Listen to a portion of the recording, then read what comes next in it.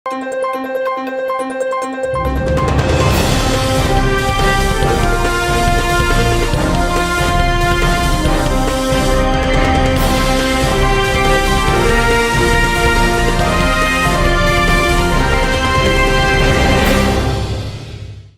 శివాబి news కు స్వాగతం. నా పేరు మహేశ్వరి. ఈనాటి వార్తల్లోని ముఖ్యాంశాలు.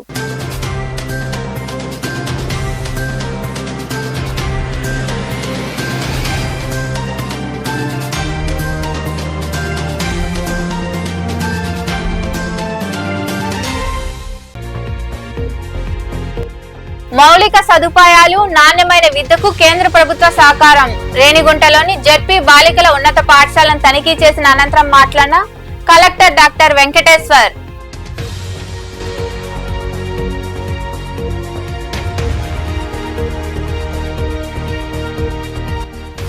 సర్వేపల్లిలో దోచుకోవడానికి కాకాని ఏమీ మిగల్చలేదు. పొదలకూరు మండలంలోని సూరాయపాలెం ఇసుక రీచ్ను పరిశీలించిన అనంతరం మాట్లాడిన ఎమ్మెల్యే కోటంరెడ్డి శ్రీధర్ రెడ్డి, సోమిరెడ్డి చంద్రమోహన్ రెడ్డి.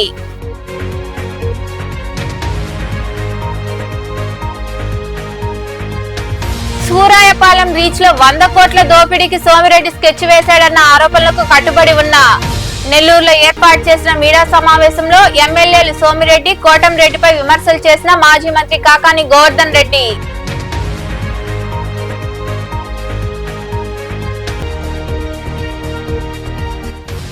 విపత్కర పరిస్థితులను చక్కబెట్టడంలో సీఎం చంద్రబాబుకు సరితూగేవారు ఎవరూ లేరు.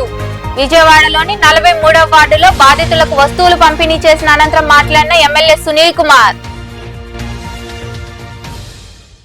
వరదలకు వ్యవసాయ, ఉద్యాన పంటలు, పశువులు, ఇళ్లతో పాటు ఇతరత్ర ఇంకా ఏ నష్టం జరిగినా ఈ నెల 17వ తేదీలోగా న్యాయం చేస్తానని ముఖ్యమంత్రి చంద్రబాబు తెలిపారు. వరదల కారణంగా నష్టపోయిన ప్రాంతాలు పరిశీలించిన అనంతరం ఆయన మాట్లాడుతూ వరికి ఎకరాకు 10,000 తక్షణ పరిహారంగా చెల్లిస్తామని, 70% మంది కౌలు రైతులున్నారని, ఇన్పుట్ సబ్సిడీ నేరుగా వారికే చెల్లించేలా చర్యలు తీసుకుంటామని ప్రకటించారు. వరదతో ఇబ్బంది పడ్డ ప్రతి కుటుంబానికి దుస్తులు, వంట సామాగ్రి కోసం 10,000 రూపాయలు ఇస్తామని చంద్రబాబు భరోసా ఇచ్చారు.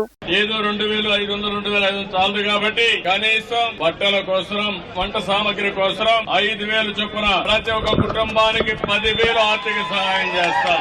మగవాళ్ళకు గాని, ఆడవాళ్ళకు గాని అందరికీ బట్టలు కూడా సరఫరా చేయమన్నా. మీ ఇండ్లన్నీ గాని దెబ్బతింటే పూర్తిగా కొత్త ఇండ్లు కట్టించే బాధ్యత మేము తీసుకుంటాం. అంతవరకు నష్టపరిహారం కూడా ఇచ్చి మిమ్మల్ని ఆదుకుంటాం. ఎవరైనా తోపుడు బండ్లు అంటే 10,000, 15,000 ఖర్చు పెట్టి కొత్త బండ్లు పూర్తి ఖర్చుతో, అది కూడా ఆధునికమైన బండ్లని మీకు ఇప్పించే బాధ్యత మాది. ఎక్కడన్నా కానీ ఆటో రిక్షాలు గాని లేకపోతే సైకిల్ రిక్షాలు గాని పోతే వాళ్ళందరికీ ఒక్కొక్కరికి 10,000 రూపాయలు సహాయం చేసే బాధ్యత ఈ ప్రభుత్వం తీసుకుంటుంది.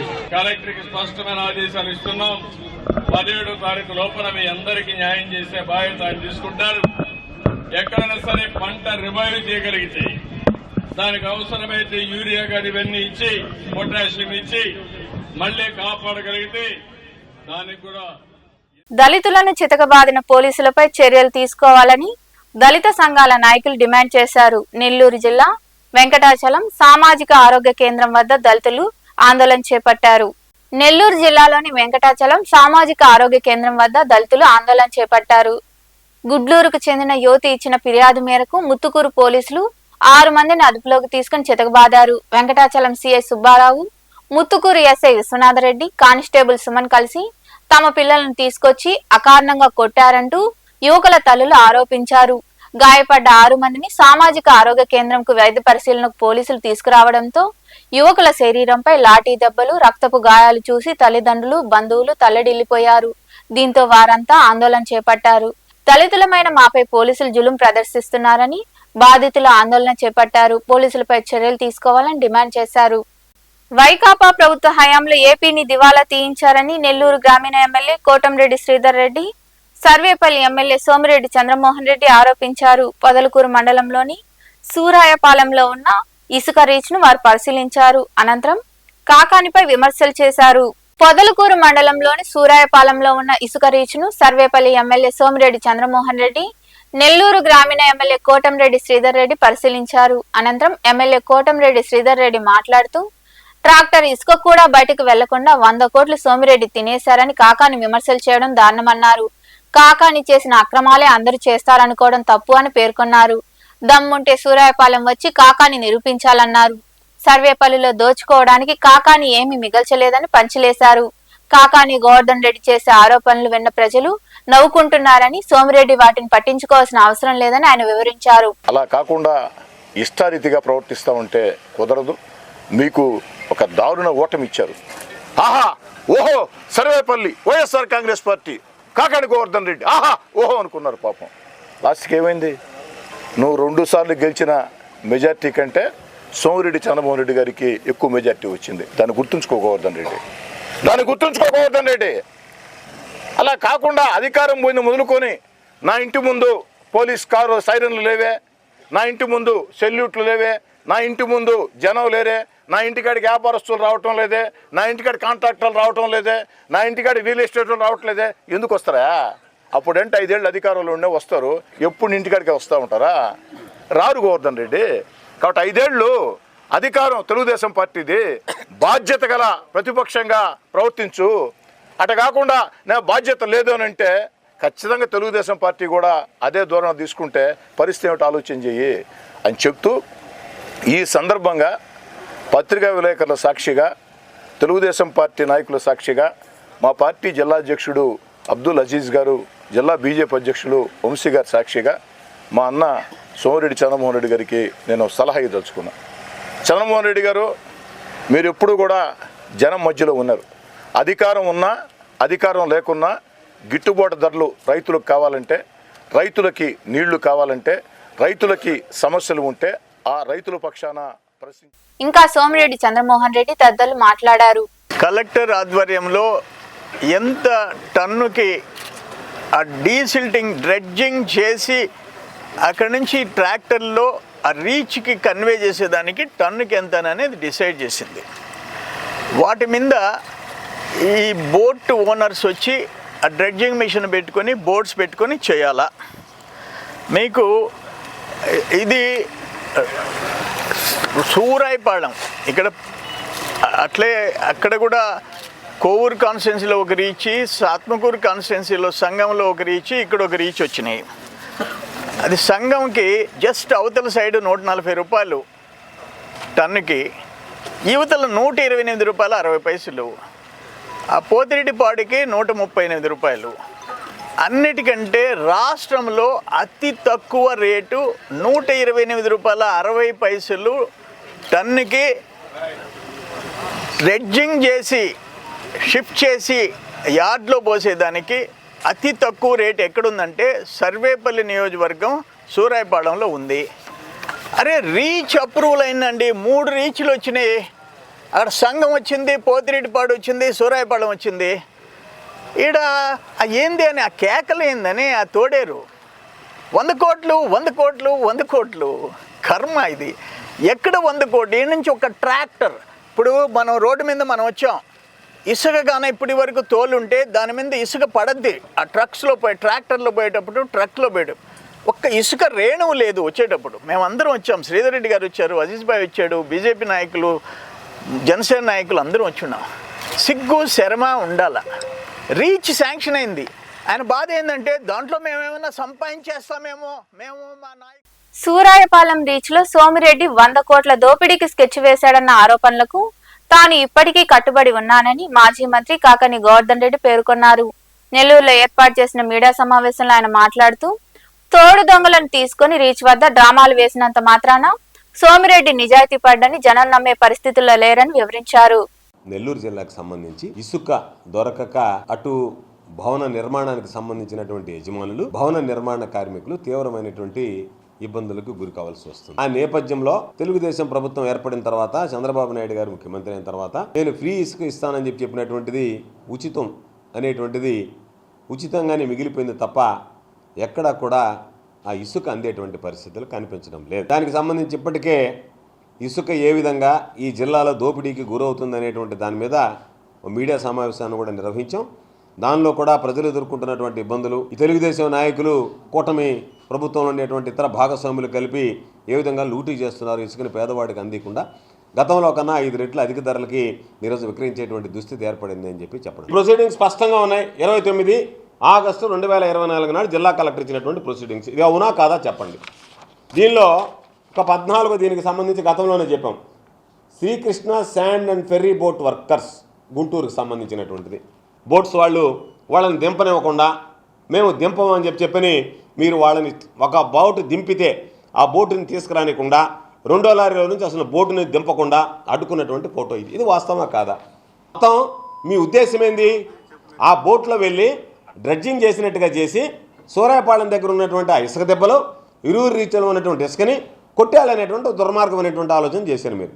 దానిలో భాగంగా అయ్యా ఇదిగో ఈ విధంగా మీరు ఎందుకు ఈ బోట్స్ వాళ్ళకి పర్మిషన్ ఇస్తే వీళ్ళని రానియడం లేదు, ఎందుకు వాళ్ళకి సంబంధించినటువంటి బోట్లను కిందకు దించడం లేదు, ఎందుకు మీకు సంబంధించినటువంటి మనుషులు ఈ విధంగా అసహ్యంగా వాళ్ళని గురించి వచ్చినటువంటి వాళ్ళ గురించి మాట్లాడుతున్నారు అంటే దానికి సమాధానం చెప్పకుండా నేను చాలా సత్యవంతుణ్ణి అని చెప్పడానికి ఎటువంటి సత్యవంతులు తీసుకెళ్లారంటే స్టేషన్ మీద వేయాల్సి ఉంటే కలెక్టర్లకి ఓవర్ యాక్షన్ చేశాడని మాట్లాడాడు. జాయింట్ కలెక్టర్ వచ్చి మీ జాతి ఇక్కడ పనులు చేయిస్తారా అని చెప్పి ప్రశ్నించారు. మీ వాళ్ళే సోమిరెడ్డి పేరు చెప్పి మాట్లాడాడు, అక్కడే మాట్లాడాడు. కాబట్టి ఇక్కడ జరిగిందయా అని అంటే దాన్ని చాలా మంది నమ్మలేదు. ఈ వీడియో వచ్చిన తర్వాత, వీడియోలో ఆధారాలు వచ్చిన తర్వాత అందరూ నమ్మడం మొదలుపెట్టారు. ఓహో నిజమే కావాలా అని. మేము మిమ్మల్ని అడిగేది ఈరోజు మీరు సమాధానం చెప్పించండి. జిల్లా కలెక్టర్ దగ్గర సమాధానం చెప్పించండి.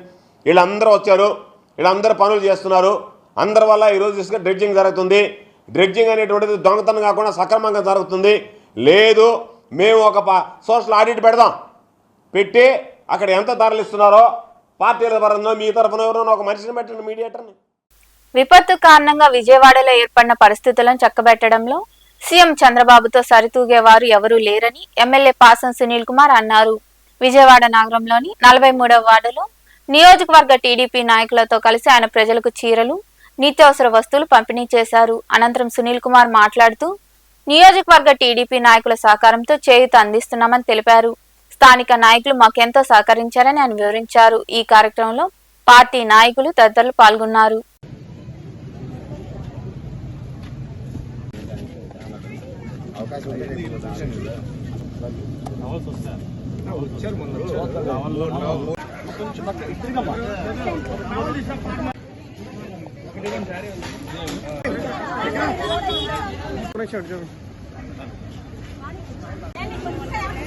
వెనకరమ్మా అక్క, కొద్ది సైడ్ అక్క, ఒకరో సైడ్ రండి సార్, కొద్ది సైడ్కి. ఈ వరద మేనేజ్మెంట్ చేయగల ఏకైక నాయకుడు చంద్రబాబు నాయుడు ఒక్కడే. అలాగే ఒకవేళ ప్రతిపక్ష నాయకుడు ఉంటే చేతులు చేసింది ఇప్పటికి. మా నాయకుడు ఇప్పుడు దాకా మమ్మల్ని నుంచి ఈ రోజు రిలీజ్ చేస్తున్నాడు.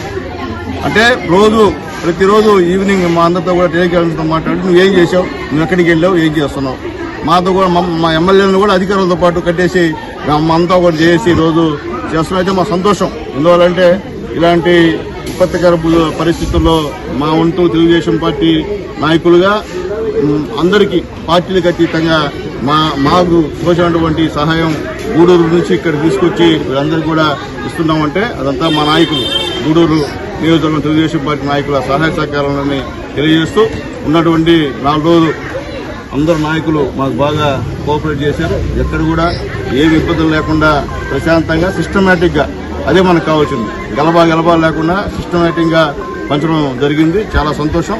అట్లాగే భవిష్యత్తులో కూడా నేను ఊరికి వెళ్తున్నాయా, భవిష్యత్తులో కూడా ఏదన్నా మీరు మా పార్టీ అవసరం అంటే మాత్రం ఖచ్చితంగా ఇంటికి వచ్చి మాతో రోజు భోజనం చేసి మీరందరూ కూడా వెళ్ళాలని చెప్పి మిమ్మల్ని అందరినీ కోరుకుంటూ మరొకసారి ఈ విషయంలో సహాయం చేసినటువంటి నా గూడూరు నియోజకవర్గం కూడా పేరు పేరున ధన్యవాదాలు తెలియజేస్తూ, అలాగే ఇక్కడ స్థానికంగా ఉన్నటువంటి మా ఎంపీ గారు. ప్రధానమంత్రి స్కూల్ ఫర్ రైజింగ్ ఇండియా కార్యక్రమం కింద జిల్లాలో ఎంపికైన 40 పాఠశాలల్లో రేణిగుంట జడ్పీ బాలిక ఉన్నత పాఠశాల ఒకటని కలెక్టర్ వెంకటేశ్వర్ తెలిపారు. రేణిగుంటలోని ఆ పాఠశాలను కలెక్టర్ తనిఖీ చేశారు. తరగతి గదిలో కూర్చొని ఉపాధ్యాయుల బోధన ఆలకించారు. ప్రధానమంత్రి స్కూల్ ఫర్ రైజింగ్ ఇండియా కార్యక్రమం కింద ఎంపికైన పాఠశాలల్లో ఒకటైన రేణిగుంట జడ్పీ బాలికల ఉన్నత పాఠశాలను కలెక్టర్ డాక్టర్ వెంకటేశ్వర్ తనిఖీ చేశారు. తరగతి గదిలో విద్యార్థుల నడుమ ఆయన కూర్చొని ఉపాధ్యాయులు బోధించిన భౌతిక శాస్త్రం పాఠాలను ఆసక్తిగా ఆలకించారు. అనంతరం ఆయనే ఉపాధ్యాయుడిగా మారి పలు అంశాలను బోధించారు. విద్యార్థినులను ప్రశ్నలు అడిగి వారి నుండే జవాబులు రాబట్టారు. అనంతరం కలెక్టర్ డాక్టర్ వెంకటేశ్వర్ మాట్లాడుతూ ఈ పాఠశాలలో మౌలిక సదుపాయాలకు నాణ్యమైన విద్యకు సంబంధించి కేంద్ర ప్రభుత్వం సహకరిస్తుందన్నారు. రేణిగుంట మండలంలో ప్రభుత్వ భూముల కబ్జాలతో పాటు ఇసుక, గ్రావెల్ అక్రమ రవాణాపై ఫిర్యాదులు అందుతున్నాయని విచారణ చేసి చర్యలు తీసుకుంటామని ఆయన వివరించారు. జిల్లాలో సుమారుగా ఒక 30-40 స్కూల్స్ని గుర్తించడం జరిగింది. మన జిల్లాలో కూడా ఫేజ్ 1లో ఒక 23 స్కూల్స్, ఫేజ్ 2లో ఒక 17 స్కూల్స్ కలిపి 40 స్కూల్స్ని పిఎం శ్రీ పథకం కింద గుర్తించడం జరిగింది. ఈ స్కూల్స్లో ఏంటంటే జిల్లాలో ఉన్నటువంటి అన్ని స్కూల్స్లో కల్లా ఫిల్టర్ చేసి 3-4 స్టేజెస్లో ఫిల్టర్ చేసి బాగా పనిచేసినటువంటి స్కూల్స్లో ఇవి గుర్తించడం జరిగింది. దీంట్లో భాగంగానే ఫస్ట్ ఫేజ్లో 23 స్కూల్స్లో ఉన్నటువంటి బాగా చేసే స్కూల్లో మనకి జిల్లా పరిషత్ గర్ల్స్ హై స్కూల్ రేణిగుంట మనం ఇక్కడికి ఈరోజు రావడం జరిగింది. ఇక్కడ ఈ పథకం కింద ఒక 15 lakhs పెట్టి కెమిస్ట్రీ ల్యాబ్, అదేవిధంగా ఒక 5 lakhs పెట్టి క్రికెట్ గ్రౌండ్, అదేవిధంగా స్కూల్లో వేరియస్ ఇన్నోవేటివ్ యాక్టివిటీస్ ఏదైతే చేస్తున్నారో డిజిటల్ లైబ్రరీ, అదేవిధంగా వొకేషనల్ ఎడ్యుకేషన్, అదేవిధంగా ల్యాబ్స్ ఎలా ఉన్నాయి, అండ్ దెన్ స్మార్ట్ టీవీస్ తోటి టీచింగ్, ఇలా రకరకాల ఆస్పెక్ట్స్లో అండ్ స్కూల్స్లో వేరియస్ క్లబ్స్ ఎలా పనిచేస్తున్నాయి అంటే రిక్రియేషన్ క్లబ్ కావచ్చు, ఎన్విరాన్మెంట్ క్లబ్ కావచ్చు, సైన్స్ క్లబ్ కావచ్చు, ఇలా రకరకాల క్లబ్స్ ఉంటాయి, అవి ఎలా పనిచేస్తున్నాయి, అదేవిధంగా మధ్యాహ్న భోజనం ఎలా ఉంది, తర్వాత దీని మీద టీచర్స్ ఎలా ఇంటరాక్ట్ అవుతున్నారు పిల్లలతో, ఇలా రకరకాల కాంపనెంట్స్లోటి మనం ఈ పిఎం శ్రీ స్కూల్స్ని గుర్తించడం జరిగింది.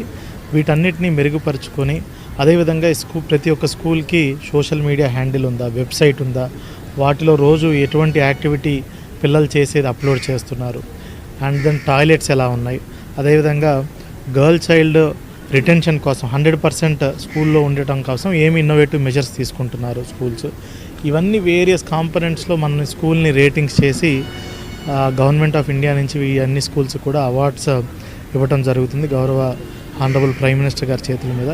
సో దాంట్లో భాగంగానే ఈ స్కూల్ కనుక డెవలప్ అయితే చుట్టుపక్కల ఉన్నటువంటి మిగతా గవర్నమెంట్ స్కూల్స్ కూడా దీన్ని ఒక మోడల్ కింద పెట్టుకొని వీటిల్లో బెస్ట్ ప్రాక్టీసెస్ మిగతా స్కూల్స్లో కూడా మనం ఇంప్లిమెంట్ చేసి ఒక మోడల్ స్కూల్ లాగా దీన్ని ఒక్కటే కాదు 23 స్కూల్స్ని కూడా డెవలప్ చేయాలనే ఉద్దేశంతో నిన్న కూడా all HMs, principals, concern MEOs, deputy డిఈఓలతో డిఈఓ గారితో వీళ్ళందరితో రివ్యూ చేసి ఈ స్కూల్స్ అన్నింటిలో ఎంతవరకు ప్రోగ్రెస్ వచ్చిందని చూడటం జరిగింది. ఈ కార్యక్రమంలో ఆర్డీఓ రవిశంకర్ రెడ్డి, జిల్లా అకాడమిక్ మానిటరింగ్ అధికారి శివశంకర్, డిఈ బాలాజీ తదితరులు పాల్గొన్నారు. వెంకటగిరి పట్టణంలో గ్రామశక్తి శ్రీ పోలేరమ్మ జాతర అంగరంగ వైభవంగా జరగనుంది. జాతర చాటింపు కూడా వేశారు. ఈ నేపథ్యంలో ఎమ్మెల్యే కురుగొండ్ల రామకృష్ణ జాతర ఏర్పాట్లు పరిశీలించారు. భక్తులకు అసౌకర్యం కలగకుండా అన్ని ఏర్పాట్లు సక్రమంగా ఉండాలని ఆయన అధికారులు, ఆలయ కమిటీ ప్రతినిధులను ఆదేశించారు.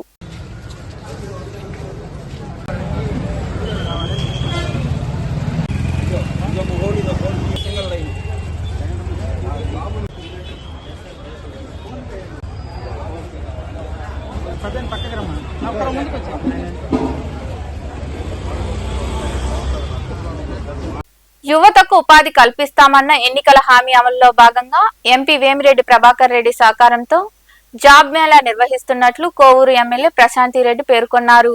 నెల్లూరు మాగుంట లేఅవుట్లోని విపిఆర్ నివాసంలో నిర్వహించిన మీడియా సమావేశంలో ఆమె మాట్లాడుతూ ఈ నెల 14వ తేదీన కనుపర్తిపాడులోని విపిఆర్ కన్వెన్షన్ హాల్లో నిర్వహిస్తున్న జాబ్ మేళాకు వివిధ కంపెనీల ప్రతినిధులు హాజరవుతున్నారన్నారు. నిరుద్యోగులు పాల్గొని జాబ్ మేళాను సద్వినియోగం చేసుకోవాలని ఎమ్మెల్యే ప్రశాంతిరెడ్డి వివరించారు. 14వ తేదీ ఇక్కడ పిపిఆర్ కన్వెన్షన్ సెంటర్ లో మేము నాతో కలిసి వేమిరెడ్డి ప్రభాకర్ రెడ్డి గారితో నాతో కలిసి నడిచిన కోవూరు యువత కోసం ముఖ్యంగా ఆ రోజు మేము వాళ్ళ ఎలక్షన్ టైంలో అందరికి మాటివ్వడం జరిగింది. కోవూరు నియోజకవర్గంలో ఉన్న యువతకి ఉద్యోగ అవకాశాలు కల్పిస్తాము అని చెప్పి, అది కూడా ఇక్కడ మనకి ఇండస్ట్రియల్ హబ్ తీసుకొచ్చి ఉద్యోగ అవకాశాలు తప్పకుండా మీకు కల్పిస్తాము అని చెప్పడం జరిగింది. దానికి ఇంకా చాలా టైం ఉంది కాబట్టి అవన్నీ మనం వచ్చి కరెక్ట్ గా రేపటికి 100 రోజులు అవుతుంది, 3 నెలలే అయింది కాబట్టి ఈ మధ్యలో మనకి తీసుకురావాల్సిన పథకాలు ముందుకి కొన్ని తీసుకెళ్తూ ఉన్నాం కాబట్టి ఇది ఇప్పుడే అయ్యే కార్యక్రమం కాదు కాబట్టి నేను ఇచ్చిన మాట ప్రకారం కోవూరు నియోజకవర్గ యువతకి 14వ తేదీ జాబ్ మేళా ఒకటి ఇక్కడ నిర్వహించబోతున్నాము విపిఆర్ కన్వెన్షన్ సెంటర్ లో. అక్కడ ఆ జాబ్ మేళాలో ఆల్మోస్ట్ 32 కంపెనీలు పార్టిసిపేట్ చేయబోతున్నాయి. అందులో 10వ తరగతి, inter, ITI, degree, BTech, pharmacy, PG చదివిన వాళ్ళకి జాబ్ అవకాశాలు తప్పకుండా ఉంటాయి. వీళ్ళందరూ కూడా సంవత్సరానికి 1,65,000 నుంచి 5,75,000 వరకు జీతాలు వచ్చే జాబ్స్ ఉంటాయి. ఇందులో 32 కంపెనీలు దేశవ్యాప్తంగా పాల్గొనబోతున్నాయి. ముఖ్యంగా నెల్లూరు, తిరుపతి, చెన్నై, హైదరాబాద్, బెంగళూరు వంటి ప్రాంతాల్లో నుంచి ఎక్కువ కంపెనీలు రాబోతున్నాయి. కాబట్టి ఈ జాబ్ మేళాకు యువత మొత్తం వచ్చి పాల్గొనాలని కోవూరు నియోజకవర్గం నుంచి మిమ్మల్ని అందరినీ నేను కోరుకుంటున్నాను. వైద్యులు నిరంతరం అందుబాటులో ఉంటూ రోగులకు మెరుగైన వైద్య సేవలు అందించాలని కలెక్టర్ డాక్టర్ వెంకటేశ్వర్ సూచించారు. శ్రీకాళహస్తిలోని ప్రాంతీయ ఆసుపత్రిని ఆయన ఆకస్మికంగా తనిఖీ చేశారు. వార్డుల వారీగా పరిశీలించి రోగులతో మాట్లాడిన వైద్య సేవలు ఎలా ఉన్నాయని ఆరా తీశారు. ఆసుపత్రిలో రోగులకు సరఫరా చేసే భోజన నాణ్యత గురించి అడిగి తెలుసుకున్నారు. ఎవరైనా సిబ్బంది డబ్బులు అడిగితే ఫిర్యాదు చేయాలన్నారు. అనంతరం కలెక్టర్ వెంకటేశ్వర్ మాట్లాడారు. ఈ కార్యక్రమంలో ఆసుపత్రి సూపరింటెండెంట్ విజయలక్ష్మి, ఎంఆర్ఓ మధు, డాక్టర్లు తదితరులు పాల్గొన్నారు.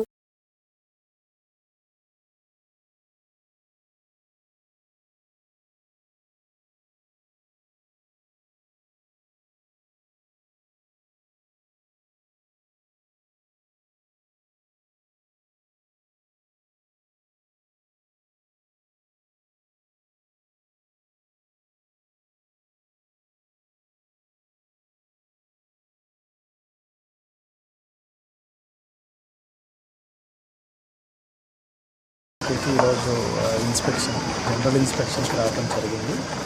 సో చూసుకుంటే ఏరియా హాస్పిటల్ మనకి సుమారుగా 500 to 550 ఓపీ ఎవ్రీడే ఉంటుంది. ఐపీ కూడా ఆల్మోస్ట్ 120 to 130 ఉంటుంది. అదేవిధంగా ఇక్కడ ఫుల్ ఫ్లెడ్జ్డ్గా డిపార్ట్మెంట్స్ అన్ని డాక్టర్స్ అందరూ ఉన్నారు. Except for general medicine doctors ఒకరు కూడా లేరని నా దృష్టికి తీసుకురావడం జరిగింది. సో వేరే హాస్పిటల్ లోడ్ కనుక్కున్న హాస్పిటల్ నుంచి ఇక్కడికి జనరల్ మెడిసిన్ డాక్టర్ని ఒకరిని త్వరలోనే అట్లీస్ట్ డెప్యుటేషన్ మీద ఇక్కడికి మినిమం వారానికి 3 to 4 days పనిచేసే విధంగా పెట్టడం జరుగుతుంది.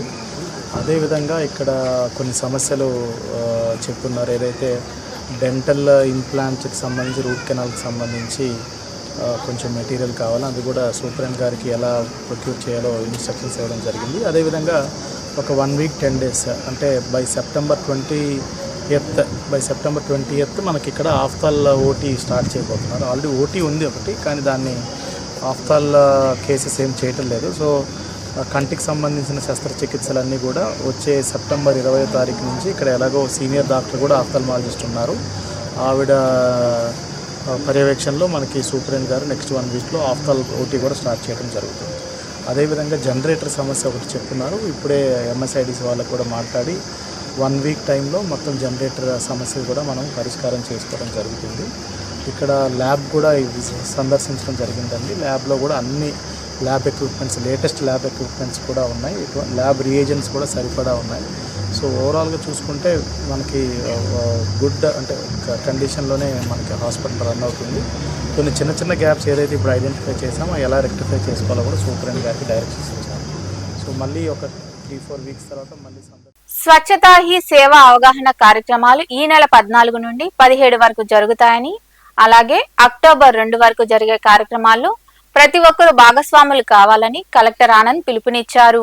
నెల్లూరులోని కలెక్టరేట్లో మండల అధికారులు, పురపాలక కమిషనర్లు, ఎంపీడీఓలు, ఈఓపీఆర్డీలు, పంచాయతీ కార్యదర్శులతో ఆయన టెలికాన్ఫరెన్స్ ద్వారా సమీక్షించారు. ఈ సందర్భంగా కలెక్టర్ మాట్లాడుతూ రోజువారీ కార్యక్రమాలు ఎంపీడీఓల పర్యవేక్షణలో జరగాలని, ఎప్పటికప్పుడు ఫోటోలు, నివేదికలు పంపాలని వివరించారు.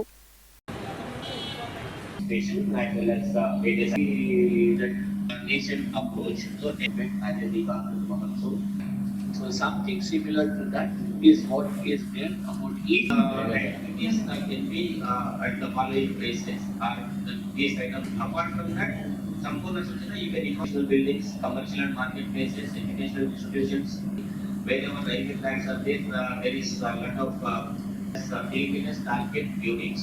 So basically, So the movable and the immovable assets, they can be basically.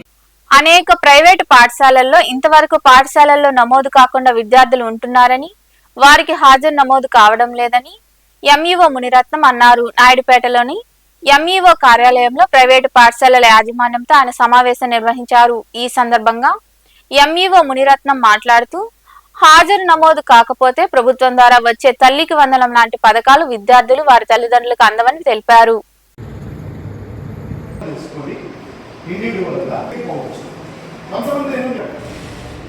UDISE plus గురించి, సో ఈ UDISE plus unified district information system for education plus, ఓకేనా? దీనికి సంబంధించి ఈ సమావేశంలో మన పాఠశాలలో లేదా మన కాలేజీలో తరగతి వారీగా ఎంతమంది విద్యార్థులు అయితే ఉండారో అంతమంది విద్యార్థులు యూడైస్ ప్లస్ లో ఉండే విధంగా ఖచ్చితంగా చూడాలి.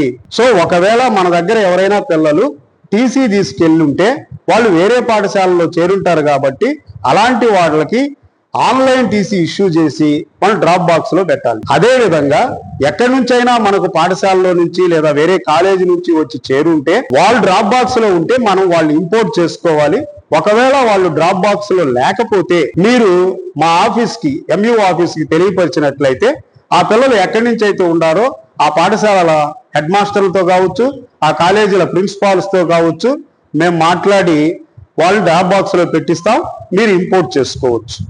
ఇలా చేయకుండా పిల్లలు అటెండెన్స్ లేకపోతే రేపు ప్రభుత్వం ఇచ్చేటువంటి తల్లికి వందనం అనేటువంటి కార్యక్రమంలో ఆ విద్యార్థులు నష్టపోయే అవకాశం ఉంది. రెండోది, పిల్లల యొక్క అటెండెన్స్ అనేటువంటిది ముఖ్యం కాబట్టి మీరు ఖచ్చితంగా కూడా ఏ పాఠశాల అయినా సరే, ఏ కాలేజ్ అయినా సరే మీ అటెండెన్స్ రిజిస్టర్లో ఉన్నటువంటి పిల్లల యొక్క వివరాలు ఏవైతే ఉన్నాయో అంతమంది మీరు యూడైస్ ప్లస్ లో ఉండే విధంగా ఖచ్చితంగా ఈరోజు ఏర్పాటు చేసుకోవాలి. సో ఒకవేళ మీ పాఠశాలలో నుంచి వెళ్ళిపోయి ఏదైనా ఉంటే అలాంటి వాళ్ళని కూడా దయచేసి వెంటనే డ్రాప్ బాక్స్ లో పెట్టండి. పోతే మీరు ఒక పిల్లలకి సంబంధించి అన్ని విషయాలు కూడా యూడైస్ ప్లస్ లో జనరల్ ప్రొఫైల్లో మీరు నింపాల్సి ఉంటుంది. ఒకవేళ మీ అడ్మిషన్ రిజిస్టర్లో డేట్ ఆఫ్ బర్త్ కరెక్ట్ గా ఉండి మీకు ఆన్లైన్ లో డేట్ ఆఫ్ బర్త్ గాన తప్పు ఉన్నట్లయితే అలాంటి డేట్ ఆఫ్ బర్త్ ని మాడిఫికేషన్ చేసుకునే అవకాశము ఇచ్చున్నారు. వార్తలు ముగించే ముందు ముఖ్యాంశాలు మరోసారి.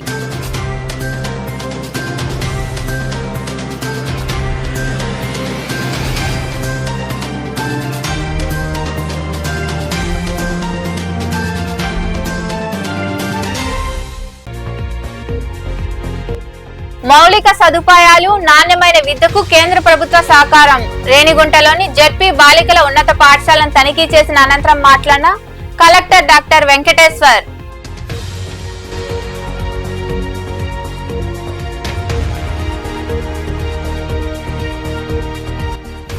సర్వేపల్లిలో దోచుకోవడానికి కాకాని ఏమీ మిగల్చలేదు.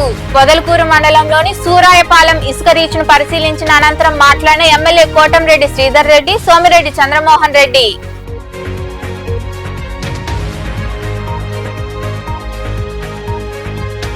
సూరాయపాలెం రీచ్ లో 100 కోట్ల దోపిడీకి సోమిరెడ్డి స్కెచ్ వేశాడన్న ఆరోపణలకు కట్టుబడి ఉన్న నెల్లూరులో ఏర్పాటు చేసిన మీడియా సమావేశంలో ఎమ్మెల్యేలు సోమిరెడ్డి, కోటంరెడ్డిపై విమర్శలు చేసిన మాజీ మంత్రి కాకాని గోవర్ధన్ రెడ్డి.